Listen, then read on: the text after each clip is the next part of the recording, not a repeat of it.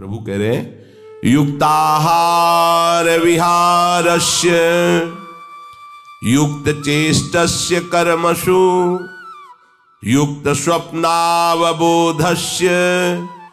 योगो भवति दुःखः।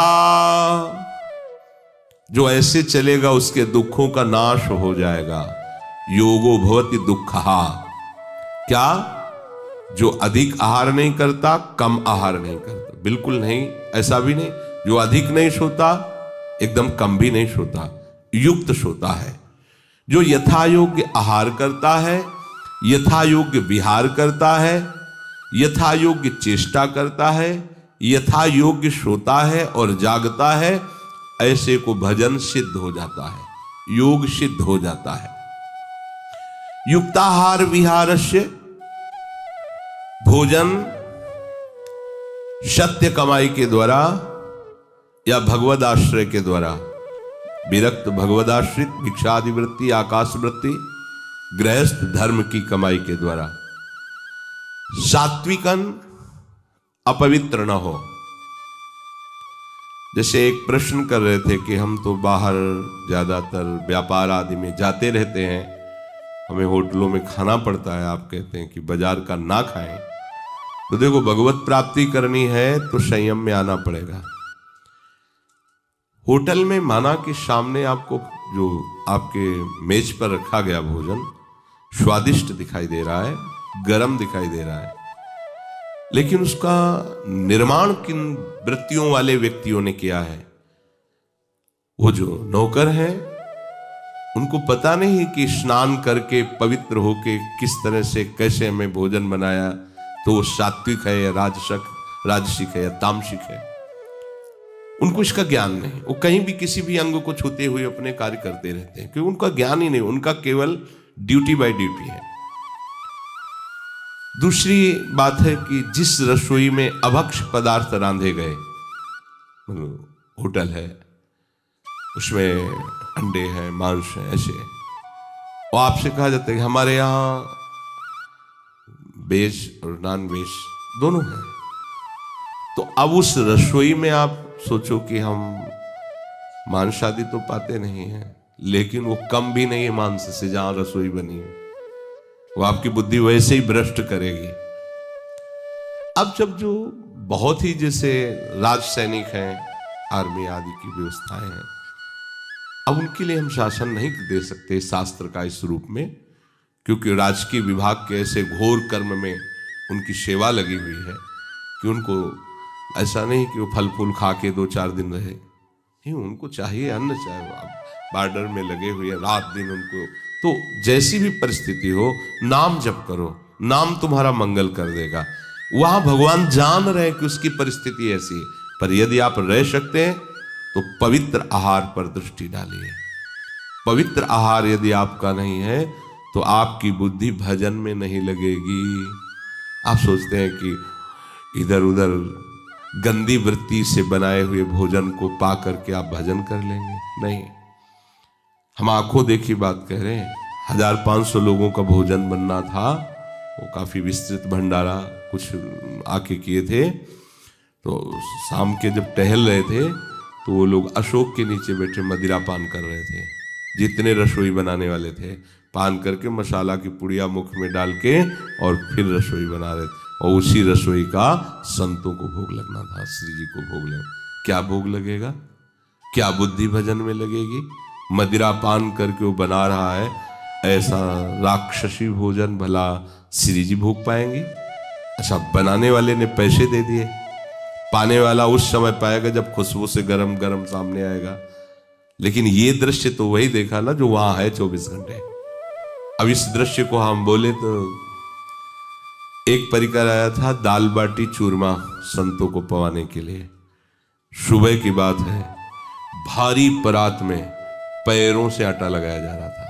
3 बजे तड़के, कोई था नहीं। तो उनसे हमने कहा कि अरे भाई, ये आप क्या कर रहे हैं? उनका आटा लगा रहे हैं। हम कहा ऐसे आटा लगाया जाता है? क्यों आप ऐसा कर रहे हैं? अरे बोले, जब हजारों संतों को बाटी चूरमा पवा। तो उनका आप समझ रहे हो कहाँ हो? वृंदावन धाम में हो। ये कोई होटल नहीं। आप जिनको पवाना चाहते हो, वृंदावनवासी वीतराग भगवत अनुरागी, हमारा सारा सुकृत नष्ट हो जाए। तो बोले थोड़े वाला आटा थोड़ी बाबा, अभी हाथ से थोड़ी लगेगा। अरे बाबा ये सब चलता है, तुम जाओ। जिसने जो बनवा रहे थे पवाने के लिए, उनसे जब बोले काहे को बाबा तुम बेकार की बातें करते हो। मतलब आप बोल भी नहीं सकते, आप उस पर निरीक्षण परीक्षण नहीं, क्या होगा। इसीलिए कहा जाता है कि बहुत सावधान। अन्न जैसा जाएगा हमारा विचार वैसा ही बनेगा, वैसा ही हमारा चिंतन होगा। इसलिए सात्विक हो और अपवित्र पद्धति से न बनाया गया हो भजन के लिए। तभी तो भजन में रुचि नहीं हो रही, भजन का नशा चढ़ता है। ये धाम है, हिया फिरे स्वार्थ आपने, भजन गए फिरे बाह।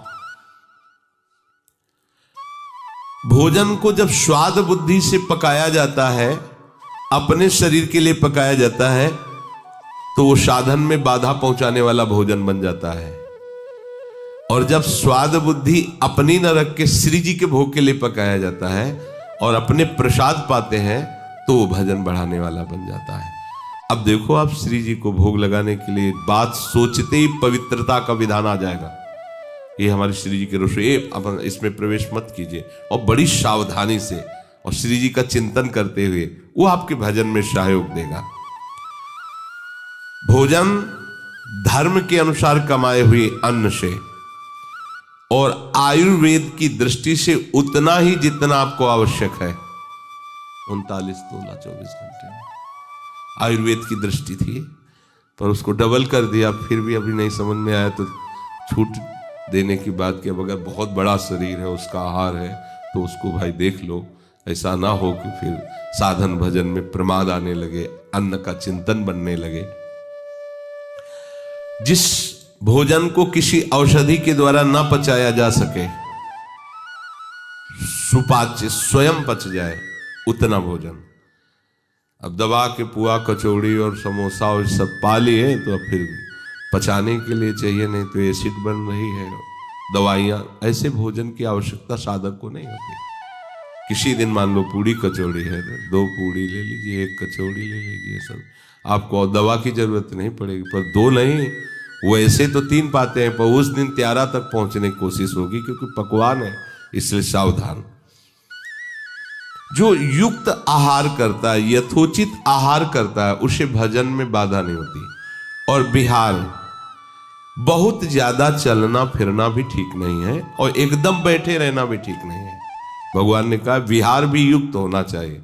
देख ले कि इतने किलोमीटर चलने से हमारा शरीर थकित भी नहीं होता और भजन भी नहीं रुकता। ऐसे हमें दौड़ दौड़ के परिक्रमा देने की जरूरत क्या है? क्यों दौड़ रहे हैं? एक एक मंत्र जपते आराम आराम से पैर बढ़ाइए आगे। अगर आपके पास समय नहीं तो आज चले जाइए पानी घाट तक, कल पानी घाट से इधर आ जाना घूम।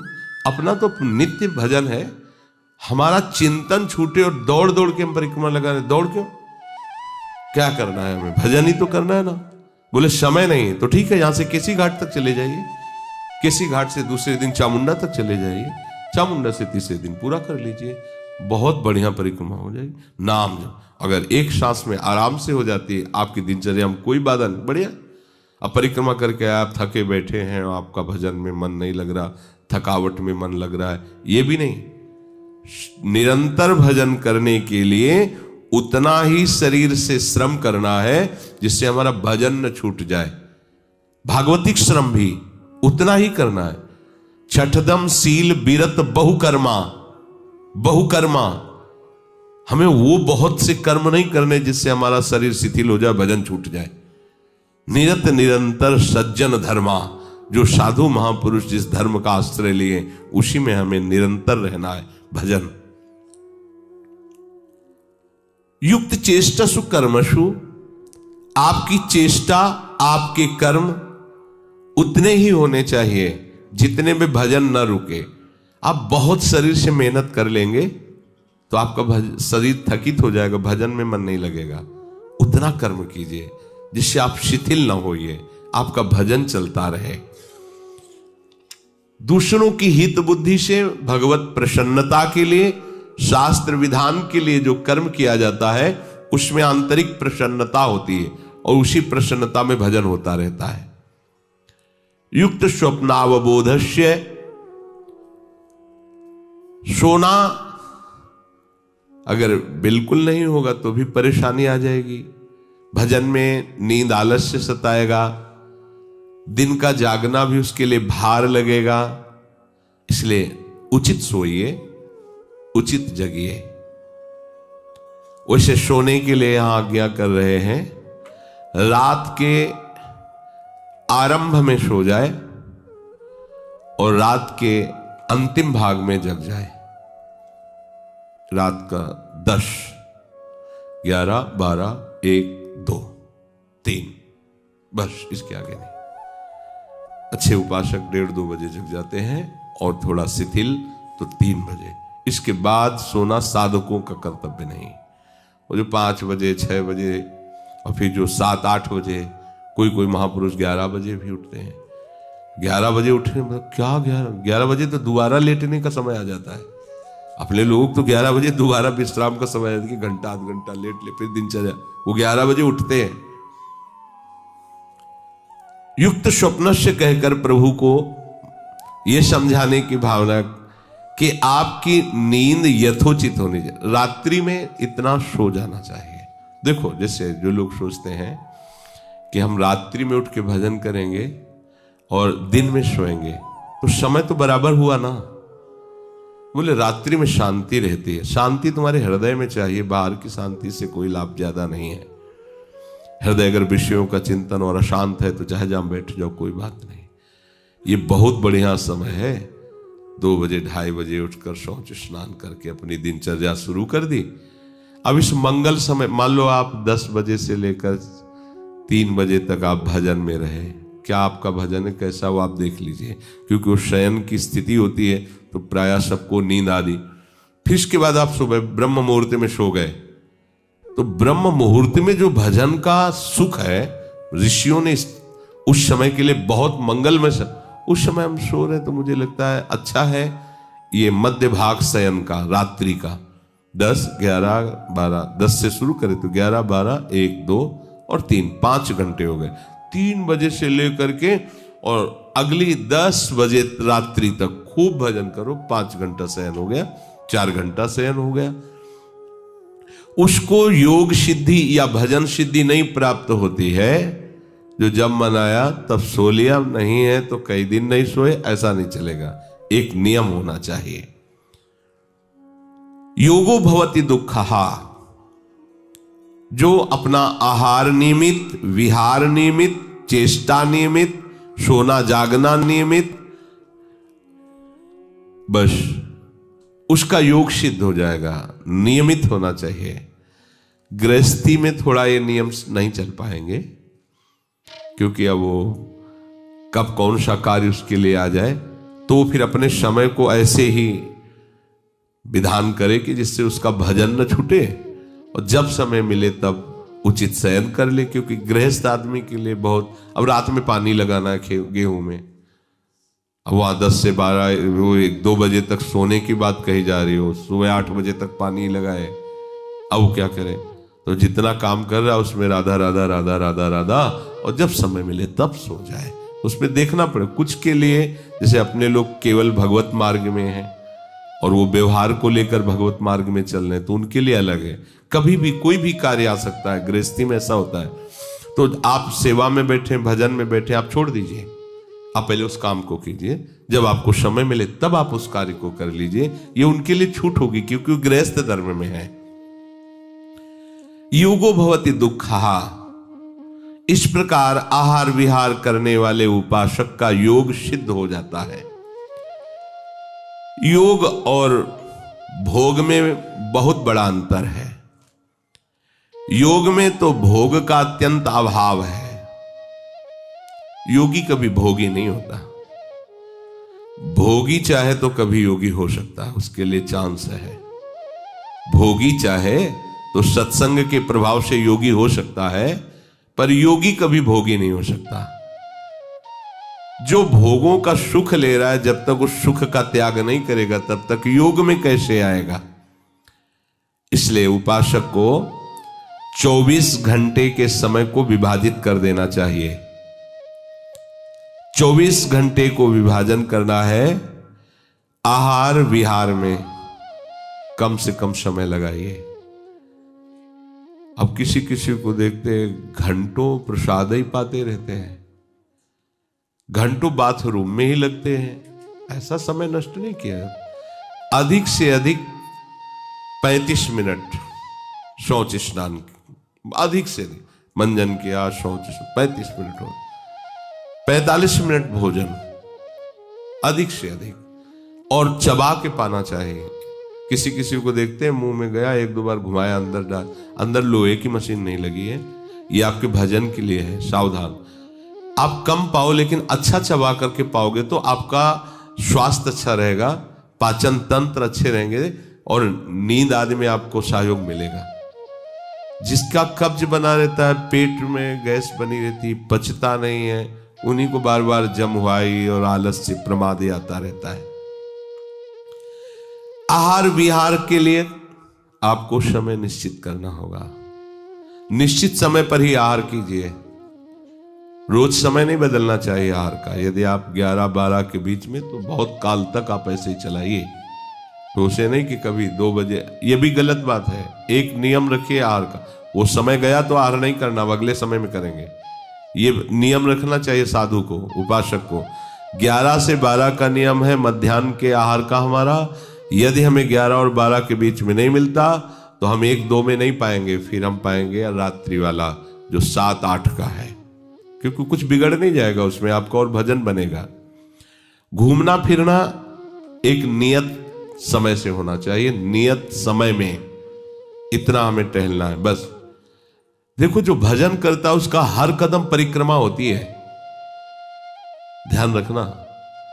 जिसने अपने जीवन को प्रभु के चरणों में अर्पित कर दिया, और जहां भी चलता है प्रदक्षिणा होती है, उसका शयन भी समाधि होता है, उसका हर शब्द स्तुति मानी जाती है, क्योंकि उसने अपने जीवन को प्रभु के चरणों में समर्पित कर दिया है। शारीरिक आवश्यकताओं के लिए 6 घंटे सब निपटा लो इसी में। खाना पीना घूमना सोना अच्छे साधक के लिए है ये।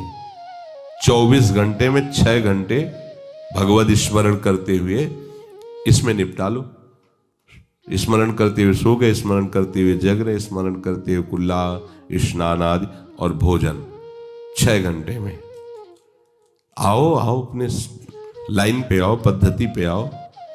इसके बाद कितने बचे? 18 घंटे। 18 घंटे में अगर आप गृहस्थ हो तो आप, हम कह रहे हैं 9 घंटे आप सेवा में ले लीजिए, गृहस्थी व्यापार नौकरी। 8 घंटे होते, आधा घंटे आने के, आधा घंटे जाने के, 9 घंटे, 10 घंटे। अब बचे 8 घंटे। 8 घंटे भजन कर लोगे तो भगवान की प्राप्ति सहज हो जाएगी। 8 घंटे पाठ सेवा भजन, उसे विभाजित करो अलग अलग समय में। अगर 10 घंटे सांसारिक सेवा करो, 6 घंटे में खाने पीने सोने का कर लो, तो आपके पास इतना समय बचता है भजन का कि उतना भजन कर लोगे तो भगवत प्राप्ति सहज हो जाएगी। यदा विनियतम चित्त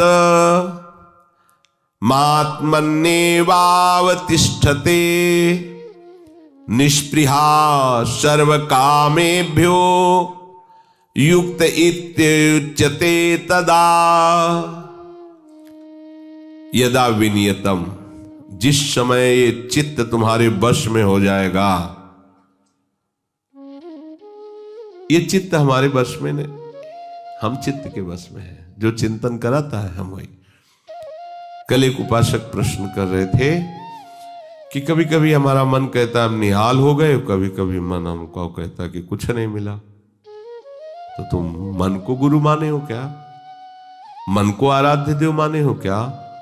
मन को अपना मित्र माने हो क्या? ऐसे सलाहकार की क्या बात कि कभी कभी कहता है तुम जीवन मुक्त हो गए, कभी कभी कहता है तुम विषयी हो। उसकी बात थोड़ी माननी है। वो अपनी स्थिति बता रहा है, मन तुम्हारी स्थिति नहीं बता रहा है। जब कभी भगवदानंद में तो मन कहता निहाल हो गया, और जब विषयानंद में तो लगता मैं फंस गया। तो तुम उसको देखने वाले हो, तुम उसको चलाने वाले हो, तुम ही से वो चल रहा है तुम्हारी शक्ति से, तो तुम रो काहे को रहे हो, व्यथित क्यों? मतलब कोई भी प्रश्न करने के पहले आपने चिल्ला के रो दिया। अब सब प्रश्न का रहस्य नहीं मिल पाएगा आपको, क्योंकि पहले ही देख लिया कि आप नहीं। गंभीर, किसी संत के पास जाने के लिए पहले गंभीरता पूर्वक प्रश्न करो। कोई भावुकता की बात आ रही है, आप रो देते हो तो अच्छी बात है। अब आप प्रश्न कर रहे हो, पहले तो चिल्ला चिल्ला कर रो रहे हो, पूरा वातावरण जो है आपने गंभीरता से रहित कर दिया। और दूसरी बात, आप समझोगा कि क्यों रो रहे हो। अगर प्रियाजू की प्राप्ति के लिए तो सभा में चिल्ला के रोने की जरूरत क्या है? प्रियाजू की प्राप्ति के लिए तो एकांत में रोइए, खूब नाम जप कीजिए। अगर सभा में आए हैं प्रश्न करने के लिए तो गंभीर रहिए और मुस्कुराते हुए प्रश्न कीजिए। ये रोना धोना नहीं, ये एकांत का विषय, अपने आराध्य देव के विषय में कभी भाव आ रहा है तो बात अलग की है।